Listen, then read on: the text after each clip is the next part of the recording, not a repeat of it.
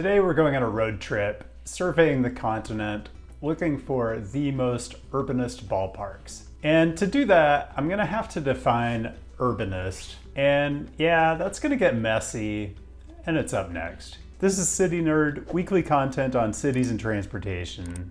Viewer suggested topics, always welcome down in the comments. And you know, sometimes I feel like the Venn diagram of people who are into urbanism and people who are into sports ball is essentially a point, but it turns out this one is actually probably my all-time most requested topic. If you think about it, it makes sense just because of the unique history of baseball in the US, just compared to other sports. I'm not gonna go full Ken Burns here, but baseball really blossomed in the national imagination in the middle of the 19th century. The first officially recorded baseball game in the US took place in Hoboken in 1846, and the game really exploded in the New York City metro area in the 1850s. The American League and the National League were both formalized by 1901 with one or more clubs in all of the major cities of the time. And, well, the national pastime was off and running. So baseball was born and came of age as a city game. American football, on the other hand, did exist at the turn of the century, but it was a game for college boys, played on big fields on bucolic campuses, dominated by Ivy League schools, if you can imagine. But in a way, if you look at the sheer amount of stadium footprint and broadcast bandwidth devoted to college football, it's still a game for college boys. What I'm getting at here is baseball was established in cities and drawing huge crowds long before the automobile changed the way we design and get around cities. Stadiums had to be walkable or accessible by public transportation, and they were usually compact and fit nicely into surrounding neighborhoods. The evolution of baseball stadiums in the second half of the 20th century is really a microcosm of how urban development patterns and transportation in the US went seriously wrong. Most franchises migrated to circular multi-purpose stadiums with artificial turf, built in locations with huge moats of surface parking, difficult to access without a car. That began to shift in 1992 with the opening of Oriole Park at Camden Yards in Baltimore, which replaced Memorial Stadium. Camden Yards kicked off a new trend of retro or neo-traditional ballpark design that's still dominant today. You could say that baseball has embraced a return to its traditional urbanist roots, and that's really the foundational idea of this video. But to really go all the way with the conceit, we have to define urbanism. It's always seemed like a bit of a squishy term to me. I mean, is an urbanist just like a person who thinks cities are cool? Here's what I think. An urbanist is someone who generally accepts the principles of something like what Edward Glaser put forward in Triumph of the City. And yes, that is a book recommendation. The idea is that strong urban form with good density provides huge benefits in things like energy use, emissions, transportation, things that are much more expensive to provide per capita to people who live in suburban or rural areas. And therefore, we, as a society, should be doubling down on development patterns and services that encourage efficient, sustainable living. So with that as a guiding principle, here are the criteria I use to judge the urbanism of existing ballparks. And I'll use Oriole Park, which just misses this list, to illustrate. 1, urban integration and pedestrian friendliness. Does the ballpark interface seamlessly with the surrounding neighborhood? 2, bike friendliness. Do you have high quality routes where you can bike or e-bike to the stadium?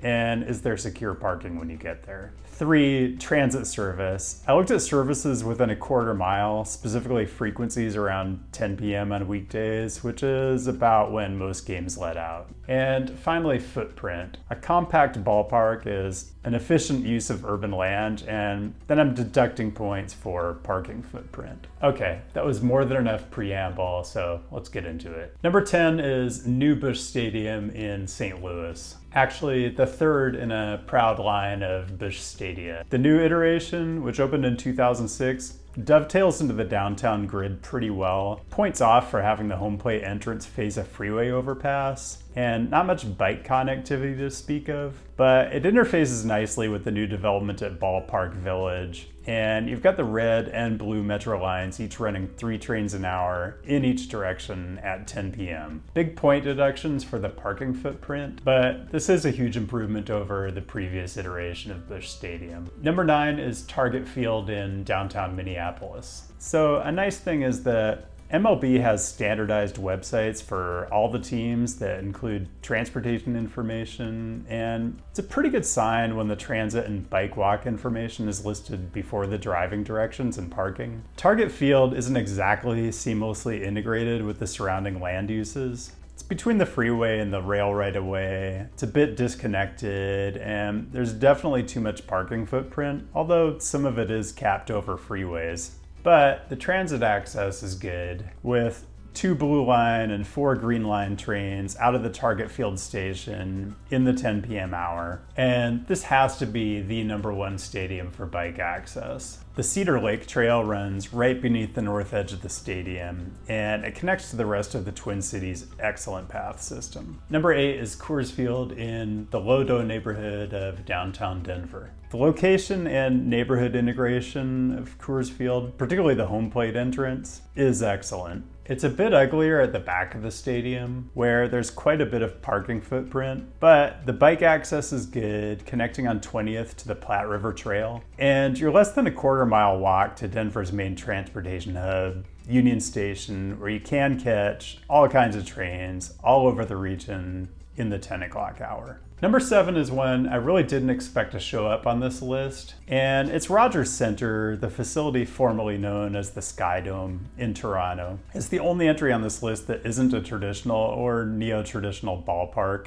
I had to accept that this list wasn't going to be about aesthetic design as much as it was about location and efficiency. I mean, is it more urbanist to have a quaint, old-timey ballpark with a brick facade that's surrounded by a moat of freeway ramps and parking structures? Or is it better to have a functional facility with a modest footprint, good transit service, and good pedestrian bike access? So I erred on the side of door number 2. Despite being kind of a behemoth structure, the overall footprint of Rogers is one of the smaller on this list, considering a lot of the parking is hidden under the stadium itself. There's bike access from the lakefront and a protected bikeway through downtown along University and Simcoe. The transit connections are a bit weak considering that this is Toronto. You can catch trams on Spadina, but you have to walk something like half a mile to get to Union Station, so I didn't give that full credit. I mean, I'd walk it, but if you make that walk, you do have access to the subway and the entire GO network. Number 6 is Petco Park in the Gaslamp quarter of downtown San Diego. I don't love when the home plate entrance is oriented away from the adjacent land uses, but the location is good. It's well connected to the downtown grid with a bike ped connection over the railroad tracks and Harbor Drive to the Embarcadero path. It's a lot of real estate devoted to parking, but proximity to the San Diego Light Rail is pretty great. The stadium is served by the blue, orange, and green lines with 14 trains total in the 10 p.m. hour. Number 5 is T-Mobile Park, south of downtown Seattle. The location between the railroad tracks and Alaskan Way is a little awkward, but you've got a great low traffic corridor along Occidental that accesses adjacent land uses and can get you to the ferries and the water taxis at Coleman Dock. There's good bike access from the waterfront path, and the parking footprint is really on the modest side for a ballpark, and some of it is shared with Lumen Field. And of course, there's good access to the stadium station on the Link line, which runs trains every 12 minutes in each direction in the 10 o'clock hour. Number 4 is New Yankee Stadium in the Bronx. You know, for a stadium that's so close in and so well served by transit, there's just a shocking amount of parking taking up a lot of valuable real estate. But you do have good bike access over the Makems Dam Bridge and down the Grand Concourse. And there are a bunch of city bike stations all over the area. And then for transit, you've got the 161st Yankee Stadium station serving the B&D and 4 lines. I think that's 11 trains each direction in the 10 p.m. hour. And you've got the Yankees East 153rd Street on the Metro North Hudson line. New Yorkers, let me know if I missed anything here. Okay, I usually would do at least one more before I paused for self-promotion and honorable mentions, but Let's call this the 7th inning stretch. If you're enjoying the content, give the video a like and consider subscribing if you haven't already. Mandatory subscriber count check. We now have enough subscribers to fill Tropicana Field in St. Petersburg, Florida, home of the Tampa Bay Rays, and really we can only fill it because they've apparently tarped over a lot of the seating to give the stadium a more quote-unquote intimate feel, which is what you do when you're struggling with attendance. No surprise, who'd want to spend time at such a clearly anti-urbanist ballpark? Honorable mentions, I already spent time on Camden Yards, which I did have at number 11. I'm not going to let this topic pass without mentioning Japan, which does have excellent professional baseball and, in my opinion, not the most beautiful stadiums, but maybe more quote-unquote urbanist than anything else on this list. Let's just take a quick cruise by the Kyocera Dome in Osaka, home of the Oryx Buffaloes of the Pacific League. It's super compact, extremely small parking footprint,